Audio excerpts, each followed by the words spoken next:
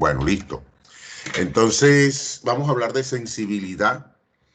En términos generales, siempre me gusta establecer algunas diferencias, sobre todo sacarlos de los errores que a veces cometemos cuando hablamos de sensibilidad, porque estamos acostumbrados a que de pronto decimos la neurona es sensible porque al aplicarle un estímulo produce un potencial de acción. Pues bueno, sí, como estructura, ahí podemos decir que la neurona es sensible porque genera un cambio, ¿verdad? Porque hay un cambio ante un estímulo. Pero aquí el concepto de sensibilidad, digamos, incluye algo más que eso, porque estamos hablando de la sensibilidad como una función del sistema nervioso. Entonces de ahí parten las diferencias ya. ¿Ok? Usted puede seguir diciendo que no está cometiendo ningún error, que por ejemplo, eh, eh, la neurona, la célula, una célula es sensible ante la presencia de un microorganismo, listo, porque va a generar un cambio en ella, ¿verdad? Pero acá el concepto de sensibilidad, como les digo, se refiere a la sensibilidad como función del sistema nervioso.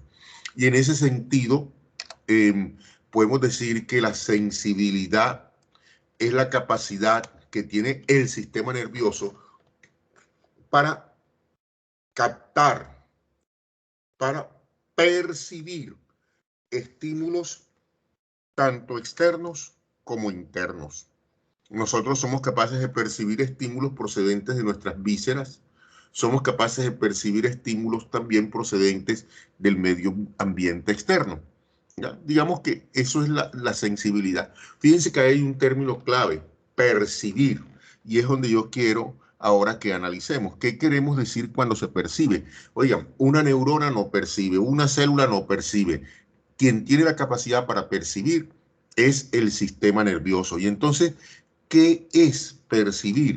De una vez, miren lo que dice aquí abajo, me interesa la parte inferior. Percibir es el resultado de analizar, comprender e interpretar lo que se siente, ¿ya?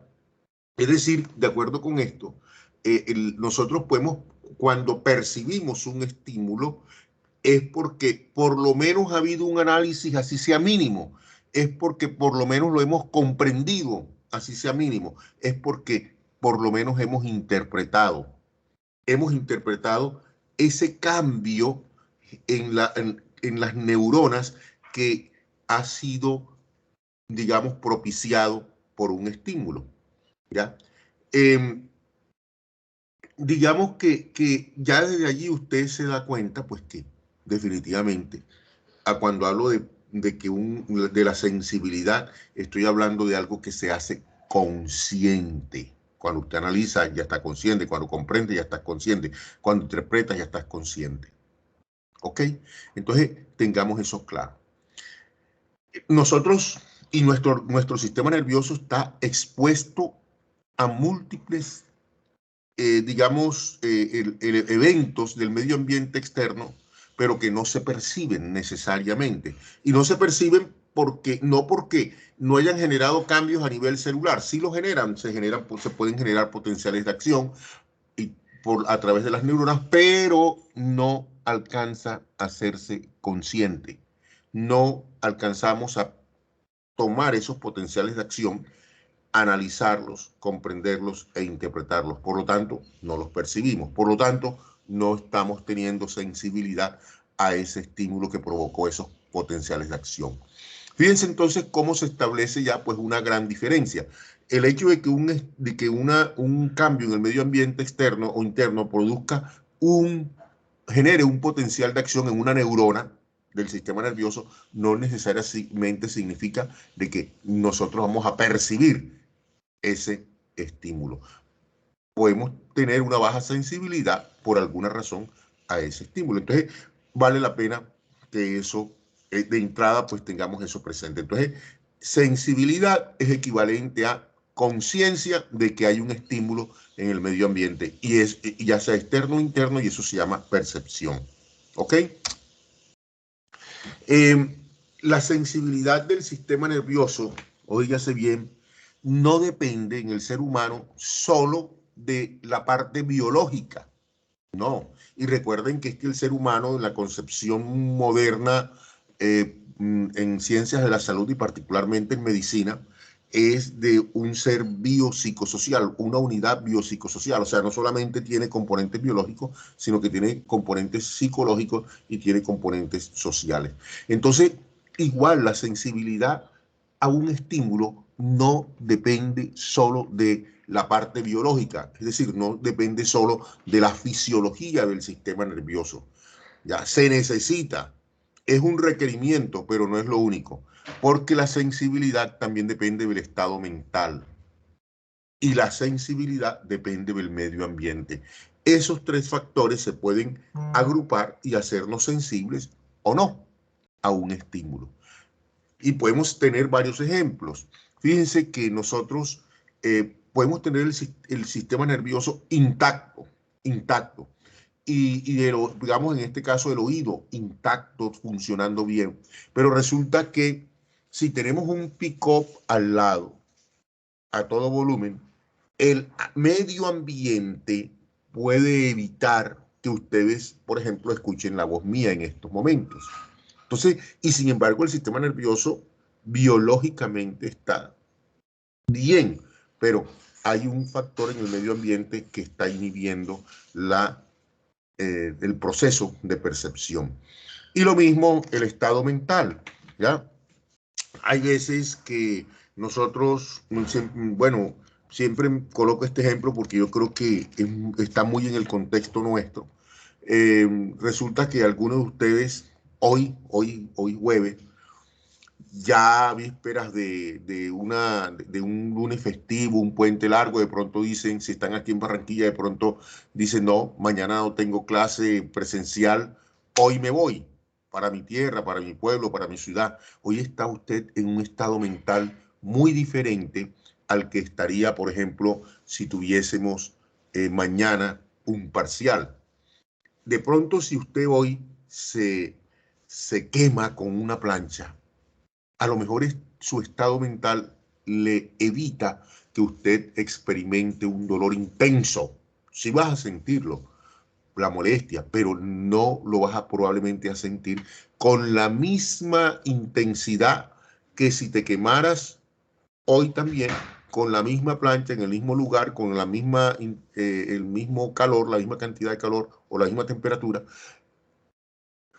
pero resulta que tú tienes un examen mañana y tienes que pensar que debes sacar una excelente nota.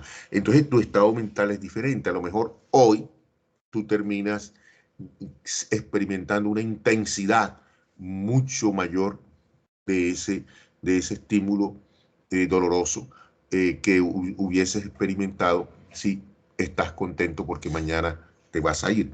Entonces, fíjense, o porque hoy mismo te vas a ir. Entonces, fíjense que la sensibilidad, viéndola así, no podemos considerarla solo desde el punto de vista de lo biológico, sino el resultado de esos tres factores. Así, el término umbral en algún momento de unas exposiciones que hicieron ustedes, nosotros, o yo les decía pues que el término umbral es un concepto general, es un concepto genérico. Umbral significa límite, límite o valor mínimo de una variable para que ocurra un fenómeno. Bueno, eso se lo aplicamos a la generación de potencial de acción, ¿verdad? Cuando se alcanza un determinado valor en el potencial de membrana, entonces ya se desarrolla el potencial de acción. Si no se alcanza ese valor umbral, no se desarrolla el potencial de acción.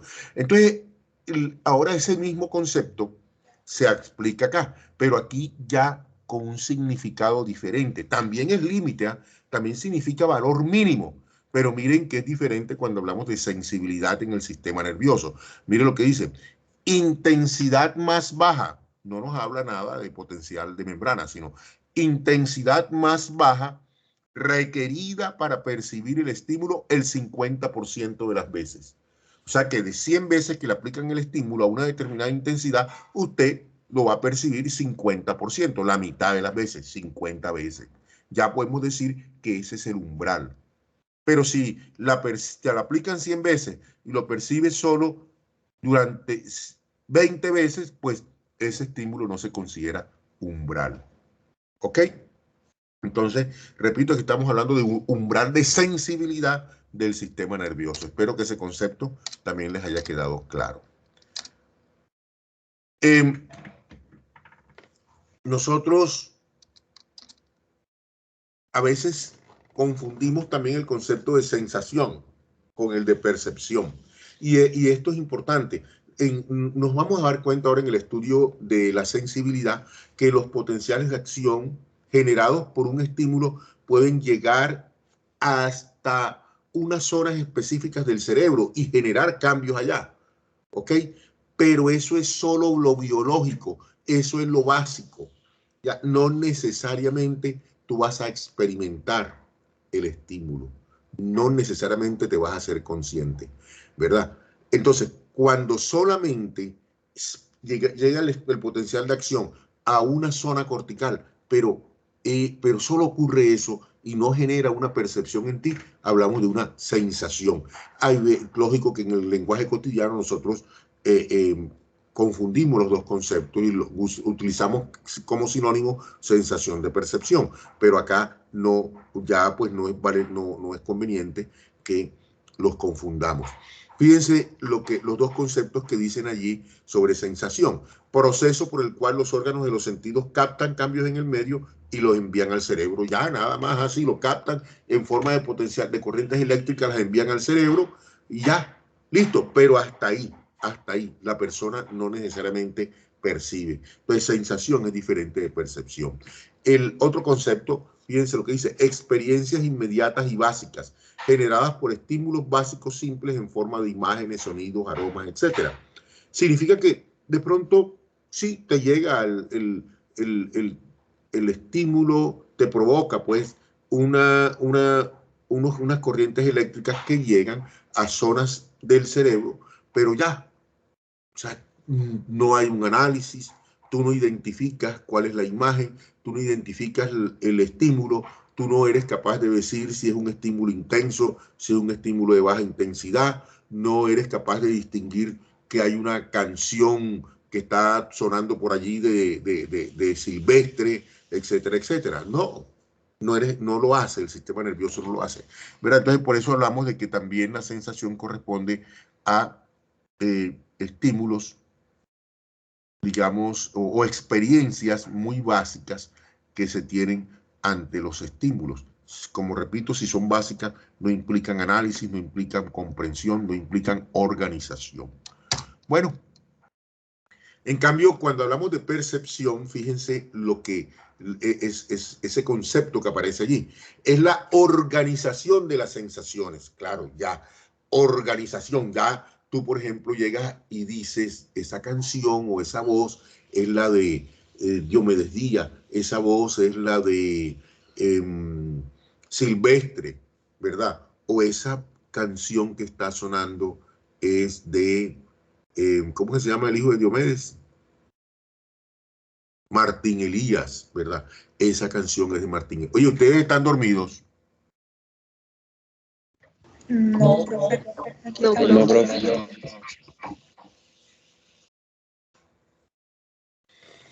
Bueno, y miren, de todas maneras, la idea clara que nos debe quedar a nosotros sobre la percepción, a diferencia de la sensación, es que acá ya las sensaciones se organizan, ya esos potenciales de acción que están llegando comienzan a organizarse, comienzan a interpretarse. Cuando identificamos la persona que está cantando, cuando identificamos el sonido del acondicionador de aire o del abanico que ustedes probablemente tienen detrás ahora, eh, eh, ya usted está percibiendo. Mientras tanto, ahí estaba el abanico produciendo las ondas de presión, pero usted no se hacía consciente de eso. Y eso no quiere decir de que no le estuviera produciendo potenciales de acción captados por la cóclea y dirigiéndola hacia zonas cerebrales. Eso estaba ocurriendo, pero simplemente usted no estaba interpretando. Entonces, miren la diferencia entre percepción y sensación. Este es un concepto importantísimo, ya es un concepto importante porque en el fondo tiene como una aplicación muy práctica con un dicho cotidiano. Ustedes han oído decir a los abuelos de pronto, eso para decir de que una persona es diferente a otra. ¿Cómo lo dicen las personas, sus papás, sus abuelos? ¿Cómo lo dicen? O usted mismo. ¿Cómo lo dicen? A ver, cuénteme. Para decir, dar a entender de que una persona piensa diferente a otra. ¿Cómo lo dicen?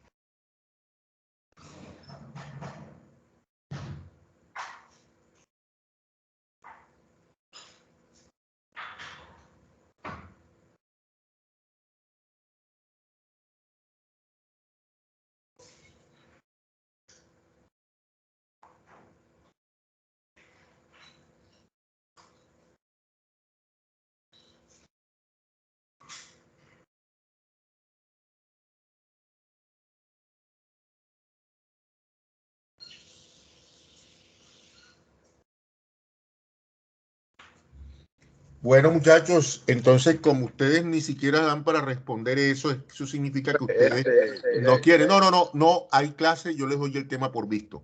Listo.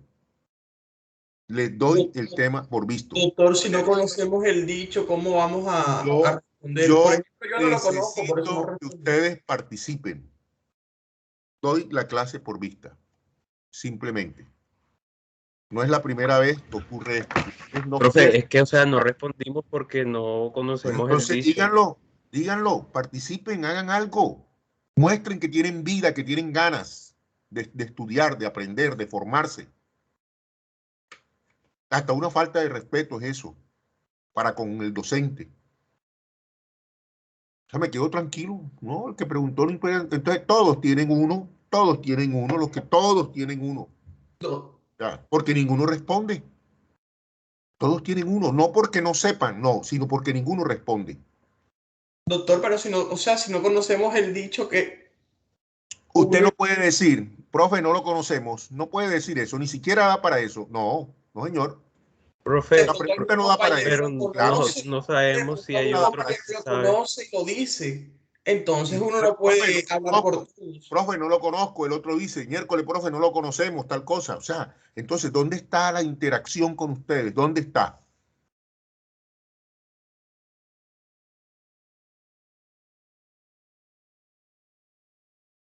De verdad que ya en varias Doctor, ocasiones les he dicho, muchachos, reflexiones, ustedes no discúlpeme. pueden seguir con los mismos hábitos.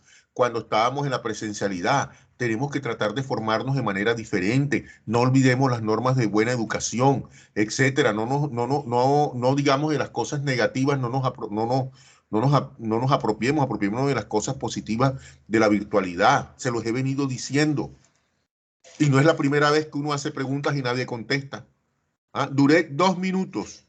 A ver, oye, y nadie contesta. Nadie dice, profe, no sé, yo no conozco, yo no sé si mis compañeros, no, no nadie, o sea, no, tranquilo.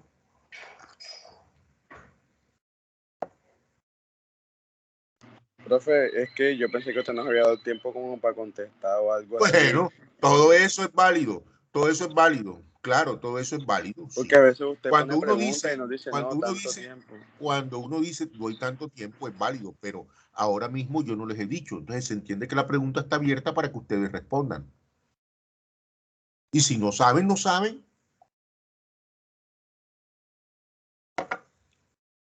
Bueno, muchachos, démonos otra oportunidad. Démonos otra oportunidad porque yo también considero que también tengo una oportunidad cuando estoy trabajando con ustedes. Es mi oportunidad para hacer algo, ¿ya? Entonces, démonos otra oportunidad en el día de hoy y ojalá que estas circunstancias no se vuelvan a repetir en las clases que tenemos pendientes.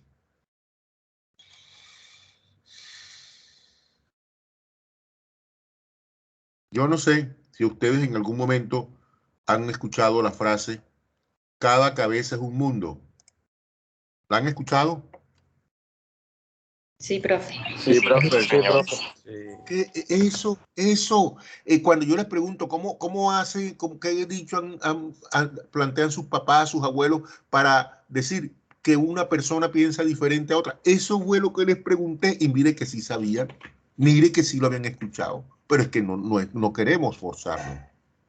No queremos forzarnos, muchachos. Y ustedes ahora que están viendo fisiología nerviosa, y fíjense que ya lo vieron en las exposiciones que hicieron sobre fisiología general, se dieron cuenta allí que a través de la sinapsis nosotros aprendemos. El proceso de aprendizaje y memorización se da a través de la sinapsis. Entonces, si usted pone a funcionar, digamos, a trabajar, a pensar. Cada vez que usted piensa, se están generando corrientes eléctricas en las neuronas, se están estableciendo circuitos a través de sinapsis, o sea, conexiones entre una neurona y otra, cada vez que usted piensa, cada vez que usted hace un esfuerzo. Lo aprendimos en la presentación pasada, en la introducción, cuando hablamos de la sinapsis, nos decían eso, que la memorización es dependiente del establecimiento de sinapsis. Entonces, por favor, aprovechen el conocimiento también para cambiar, para modificar sus hábitos, para modificar sus estilos de estudio, de aprendizaje, de atención. Todo eso, aprovechenlo. Para eso es que uno estudia realmente. Bueno, fíjense que sí sabían. Fíjense que sí sabían. Cada cabeza es un mundo. Mire, cuando dicen cada cabeza es un mundo, eso es un dicho muy sabio, que incluso es lo que nos obliga, lo que obliga que la ciencia exista, a que la ciencia exista. Porque mire lo que dice allí, ¿qué es la percepción? Como un concepto de percepción. Es la imagen mental que se forma con la ayuda de la experiencia y necesidades. Imagen mental, ¿ya? ¿Y quién la forma? El cerebro. ¿Con base qué? En las experiencias, en los estímulos, ¿ya? La forma el cerebro. Y eso es un detalle importante. El hecho de que el cerebro la forme da pie para que el cerebro de una persona perciba el mismo estímulo, o sea, se forma una imagen diferente a la de otra persona y esa otra diferente a la de una tercera persona y así sucesivamente, ¿ya? Entonces, la percepción, fíjate tú, nos sirve a nosotros como base para entender por qué es que para comprender por qué es que es necesaria la investigación. Si yo quiero conocer la realidad, tengo que comprender de que lo que se formó un científico, Gayton, el otro Einthoven, etcétera, fue eso, una imagen que le formó su cerebro de acuerdo con sus propias experiencias sobre la realidad, ¿ya? Entonces, y eso es lo que nos obliga a que ahora nosotros también tengamos que seguir investigando, seguir comprendiendo ese comportamiento que en algún momento llevó a Einthoven, que en algún momento ha llevado al señor Gayton a formarse ciertas imágenes mentales, que son las que nos transmiten en los libros y que son las que nos llevan llevan a la humanidad a seguir, a crecer, ¿verdad? Pero por eso, pero como esos son interpretaciones individuales, pues al fin y al cabo, cada uno puede tener sus propias interpretaciones de la realidad. Ahí es cuando tiene valor también la estadística. La estadística gana valor allí.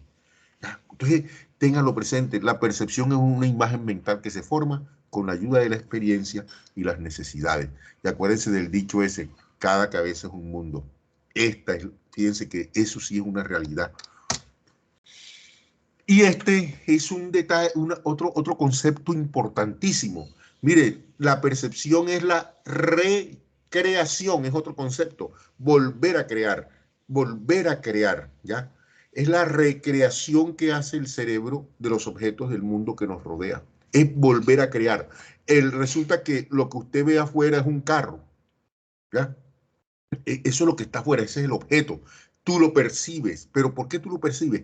Fíjate todos los fenómenos que ocurren para que cuando ese objeto, cuando los rayos de luz, o sea, para ese objeto tú poderlo ver, poderlo percibir, tiene que es los rayos que emite, con longitudes de onda, rayos de luz que emite ese objeto, tienen que impactar en tu retina. Fíjate ya, esos rayos de luz que son, no son el objeto, son ondas electromagnéticas. Son ondas de energía electromagnética. O sea, que lo que está incidiendo, impactando realmente en tu retina son ondas electromagnéticas. Esas ondas electromagnéticas, imagínate, ya desde ahí no son el objeto, vienen del objeto, pero no son el objeto. Luego la retina las capta y finalmente se transforman esas ondas electromagnéticas en corrientes eléctricas a manera de potenciales de acción que van viajando por las neuronas hasta llegar por lo menos a la corteza visual y también a llegar a otras zonas corticales como las cortezas de asociación. Sobre eso es en el humano. Y entonces, allá, esas corrientes eléctricas son reorganizadas, por eso hablamos de recreación. El cerebro las organiza y las organiza para generar, y eso le permite generarte una imagen, una idea, una percepción de lo que está, de ese objeto que está allá afuera. ¿Ya? Entonces, este es un aspecto importante. Y ya desde ahí usted se puede dar cuenta de algo. Oye, el cerebro entonces en ese proceso de volver a crear, a construir en el interior de mi sistema nervioso lo que está allá afuera, puede equivocarse. Claro, puede equivocarse. Puede equivocarse. Ténganlo presente. Y miren esto. Imagínense esa imagen. Cada uno de ustedes la está viendo allá en su computador o en su celular. Si usted le pasa la mano, a ver, perdón, si yo le pregunto ahora a alguno de ustedes, a ver, alguno de ustedes que me responda, el carrito que se ve aquí, este carro negro que se ve aquí, que lo percibimos ahí, lo percibimos por delante o por detrás de las columnas que están en la parte central. ¿Cómo lo percibimos? A ver, por delante o por detrás. Por delante. Por delante, No, profesor. por delante. Las Por delante. escalinatas, estas escalinatas que se ven aquí, las vemos por delante, las percibimos por delante o por detrás del carro. Por delante. Por delante, ¿verdad? Por Y delante. la cúpula esta verde que está aquí, la percibimos por delante o por detrás de las columnas centrales que aparecen acá. ¿Cómo las Por percibimos? detrás, profesor. Por detrás, ¿cierto? Fíjense, las percibimos por detrás, otras por delante, etc. Ahora yo los invito, pasen la mano a la pantalla del celular o del computador y se darán cuenta que eso es liso. O sea que los rayos de luz que se están emitiendo salen del mismo plano, realmente, salen del mismo plano. Pero que entonces en el cerebro, en ese proceso de recreación, de reconstrucción de los potenciales de acción de las corrientes eléctricas para transformarlo en esa imagen del objeto que estamos viendo ahí, el cerebro echa mano, óigase bien, de lo que tenemos en la memoria. ¿Ya? Y es como si el cerebro sacara un conjunto de imágenes similares, parecidas, que tenemos almacenadas y que las hemos almacenado porque las hemos visto en la realidad. Entonces tenemos sensaciones de profundidad, percepciones de profundidad en esas imágenes. Y entonces el cerebro selecciona la que más se ajusta. Así, son fenómenos que ocurren en cuestión de milisegundos. Y entonces usted ve la imagen esa. Y entonces dice que el carro está por delante de las columnas y que las escalinatas están por delante del carro. Pero fíjate que físicamente, eso no es así. Los rayos de luz están saliendo del mismo plano, pero el cerebro hace su aporte. El cerebro, el sistema nervioso tiene imágenes almacenadas que le ayudan a reconstruir. Y cuando reconstruye, la reconstruye de esa forma y nos lleva a percibir que la cúpula está por detrás, que el carro está por delante de las columnas, que las escalinatas están por delante del carro. ¿Queda claro ese mensaje? ¿Queda claro? Sí, profe. Sí, Okay. profe. Bueno, muy bien. Avancemos. Me avisan cuando sean las 7, por favor. Para que el sistema nervioso pueda, bueno, dejamos de hablar de la percepción ya como tal, yo creo que ya les quedó claro y yo creo que muchos de ustedes van a quedar motivados para decir, hey, yo porque tengo que estar creyendo todo lo que el profesor me dice, porque tengo que estar creyendo todo lo que me dice el libro de Gayton o el libro de Tórtora, porque yo también puedo generar ideas nuevas en mi cerebro. Claro, claro, lo puedes hacer, ¿verdad? Ojalá que queden motivados con eso. Bueno, para que nosotros podamos percibir el sistema nervioso, tiene que tener unos receptores. Nuevamente aparece la palabra receptor, pero aquí se llaman receptores sensitivos, a diferencia de los que hay cuando hablábamos, por ejemplo, de la sinapsis, que hablábamos de un receptor, esos son receptores moleculares, ¿verdad? Esos receptores que son proteínas de transmembrana o proteínas de la membrana plasmática de la neurona postsináptica y entonces que son fundamentales para la transmisión de los impulsos nerviosos. Entonces aquí ya estamos hablando de receptores, pero de receptores sensitivos.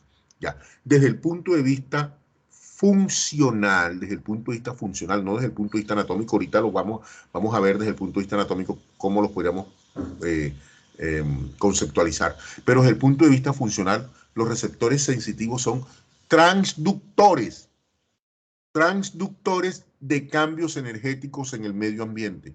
Transductores. La verdad es que este término transductor es muy fisiológico, pero a mí me gusta como ser más práctico aquí y porque en el fondo, en esencia, es lo mismo.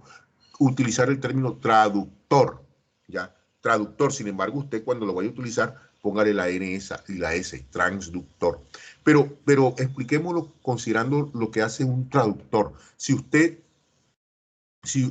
habla alemán y necesita comunicarse con una persona que habla español, usted necesita una tercera persona, un traductor que coja el idioma alemán y lo traduzca al idioma español. Bueno, algo parecido hacen los receptores sensitivos. ¿Qué hacen los receptores sensitivos? Hombre, los estímulos tienen su propio lenguaje. Hay estímulos que son ondas electromagnéticas, como el caso de los estímulos luminosos, ¿verdad? Hay estímulos que corresponden a ondas de presión, son ondas mecánicas. Hay estímulos que corresponden bueno, otro tipo, a químicos, ya, cambios químicos en el medio ambiente. Entonces, el receptor te coge esa energía química, esa energía mecánica o esa energía electromagnética, la toma y la traduce en el lenguaje del sistema nervioso. ¿Y cuál es el lenguaje del sistema nervioso? A ver, ¿cómo me dirían ustedes, muchachos, que habla el sistema nervioso? A ver, ¿cómo habla el sistema nervioso? ¿Qué creen ustedes así? Sean creativos, a ver. ¿Cómo creen ustedes? ¿Cuál es el lenguaje del sistema Las nervioso? corrientes eléctricas. Perfecto, señorita, muy bien. Las corrientes eléctricas. El lenguaje del sistema nervioso es eléctrico. Entonces, lógico, es como si tú hablas nada más español. Si tú hablas nada más español, todo te lo tienen que traducir al español. ¿Quién hace eso? Un traductor.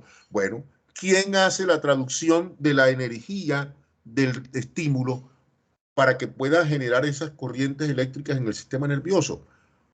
Los receptores. Los receptores fisiológicamente son eso. Hacen eso fisiológicamente, cualquiera que sea el receptor. Ponga por ejemplo, la célula ciliada de la cóclea, ponga, por ejemplo, la célula ciliada de los conductos semicirculares y del sáculo y el utrículo, ponga los receptores de la retina, los conos y los bastones, como quieras que tú los mires, lo que hacen es eso. son transductores. ¿Ok? Espero que esa analogía les sirva. Bueno, desde el punto de vista morfológico, los receptores pueden, digamos, considerarse fibras nerviosas o partes terminales de fibras nerviosas o células que se transforman funcionalmente para poder captar esos estímulos. ¿Ok?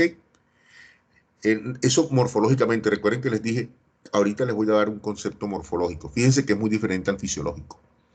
Desde el punto de vista fisiológico también, los receptores transforman los estímulos en impulsos. Y aquí, muchachos, aprovecho, desde hace rato estaba que les decía, pero se me olvidaba.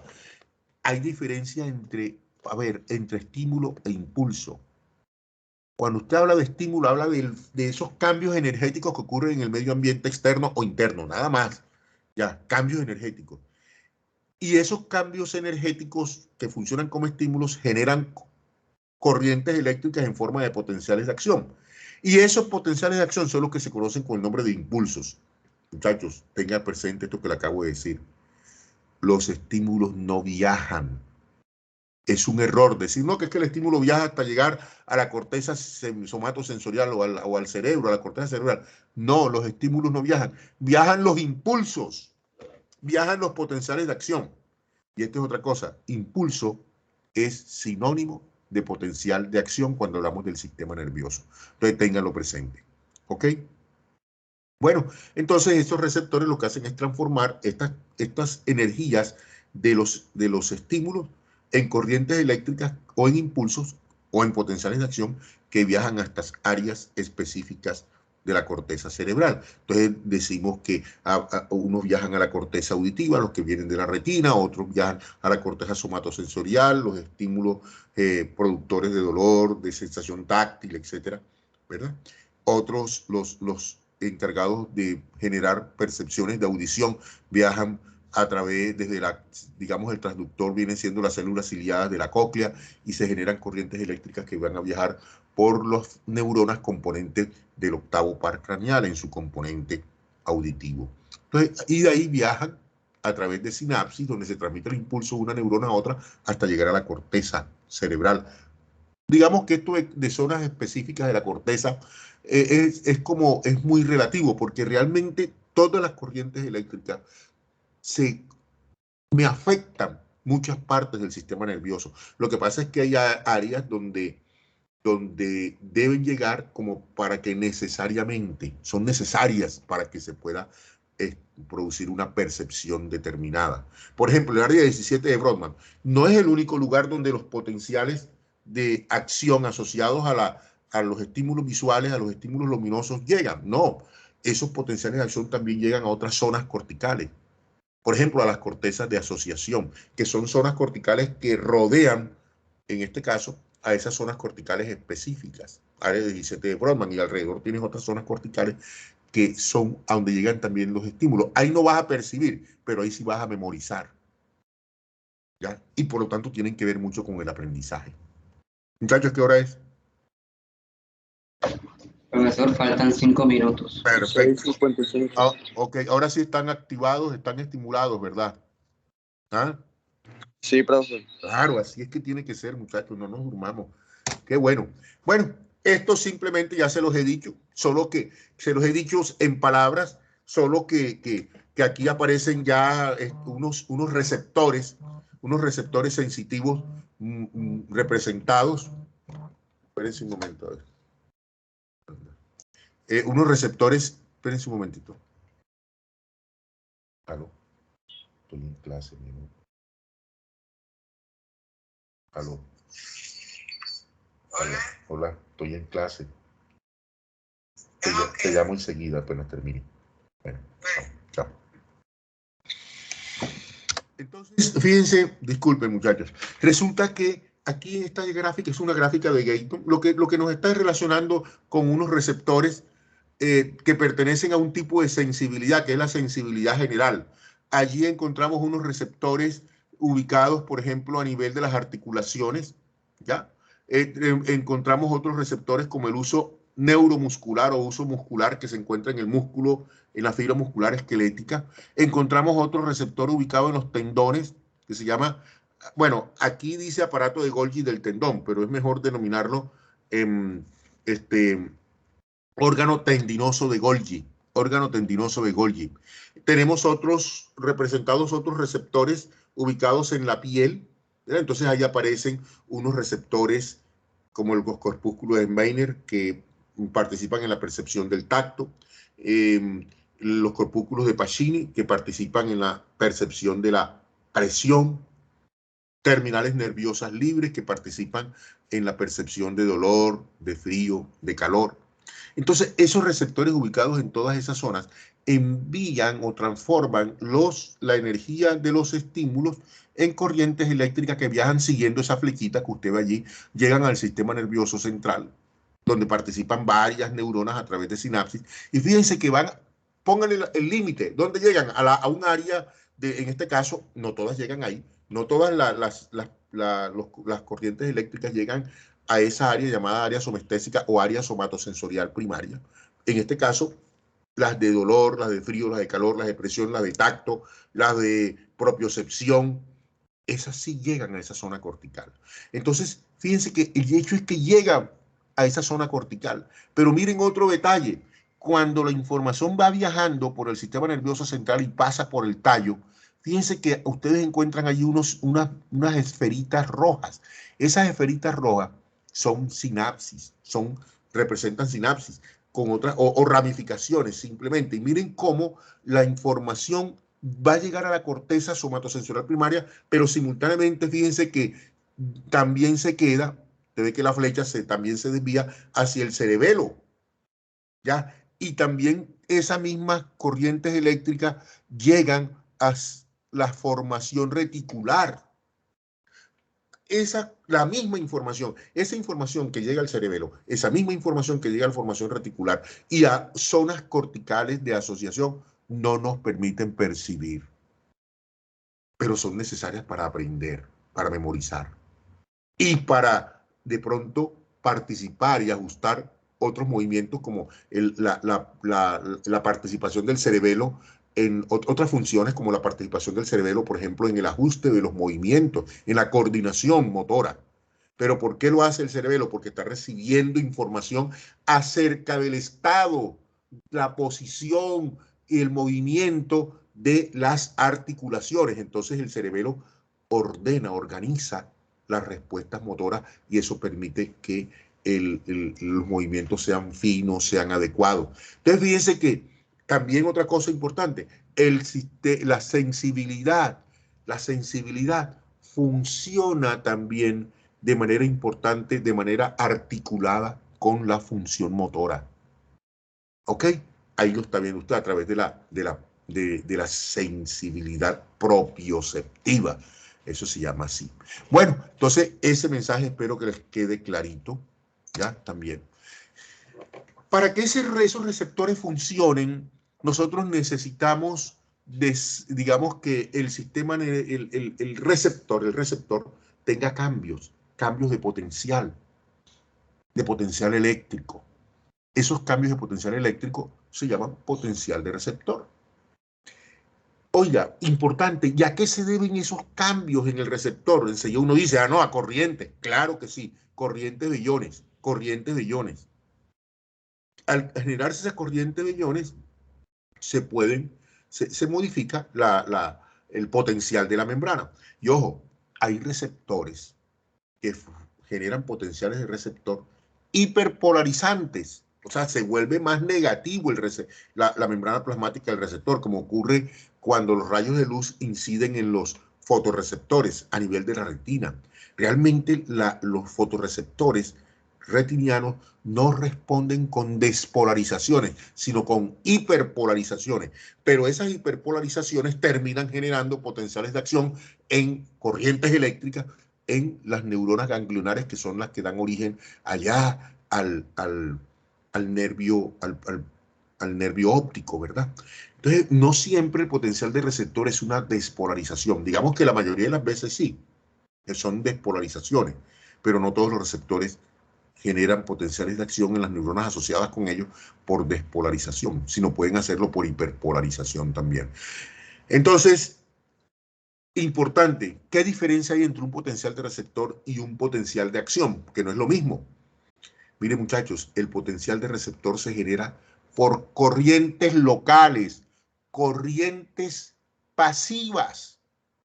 No ocurren esas corrientes utilizando los canales voltaje dependiente, canales de sodio voltaje dependiente, ni canales de potasio, no, voltaje dependiente. Utilizan canales de sodio y de potasio o de cloruro, si es el caso, dependiendo del tipo de receptor, pero no son estos canales que participan en el desarrollo del potencial de acción, sino son canales pasivos, están ahí. Ahora, lo que ocurre es que esas pequeñas despolarizaciones llegan y me pueden activar en las neuronas asociadas a esos receptores, me pueden activar a los canales voltaje dependiente, y entonces ahí sí ya se vuelve, ya ahora sí se desarrolla el potencial de acción.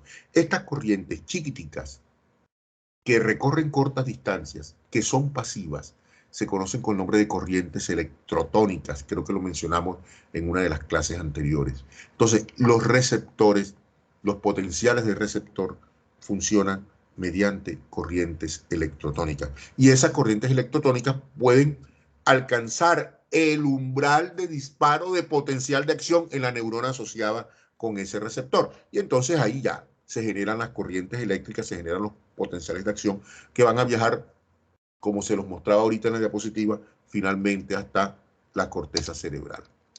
Bueno, Profesor. se acabó el tiempo. Sí, ya acabó el tiempo. Ok, Sí, bueno, ok, muchachos. Entonces, creo que nos dimos la oportunidad y yo creo que nos fue bien, ¿verdad? Y espero que no vuelva a ocurrir esta circunstancia de que está uno hablando, preguntando y allá todo el mundo callado. ¿Ok?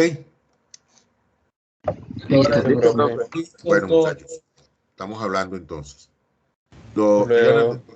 Le dicen a la doctora Maris, por favor, el representante, que no terminamos sensibilidad en el día de hoy para que nos permita hacerlo el martes. ¿Oyeron?